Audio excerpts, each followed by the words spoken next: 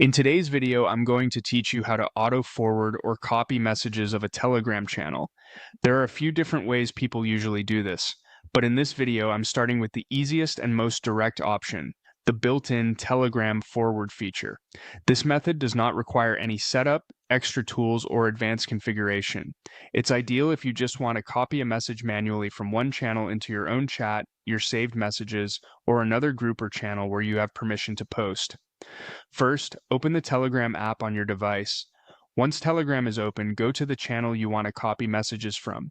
Make sure you can actually access the channel and view its posts.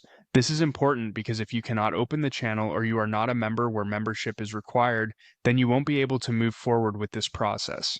When you find the message you want to copy, press and hold on that message. This long press action will bring up message options. Look for the forward option, which is usually shown with an arrow icon.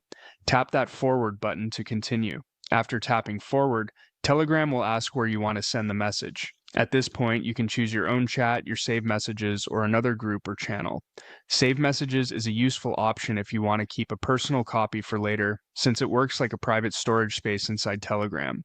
If you want to share the message somewhere else, just select the destination that fits your goal. Once you've selected the destination, tap send. That's it.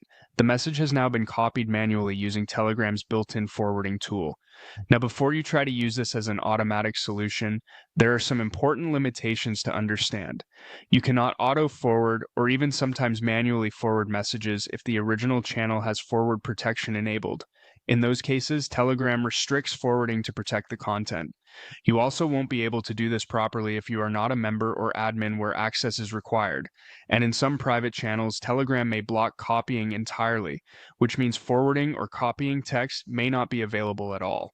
So, if forwarding works, this is the fastest and easiest method. If it doesn't, the issue is usually related to channel permissions or Telegram's protection settings, not your device. Use this method whenever you need a simple manual way to copy channel posts without extra tools.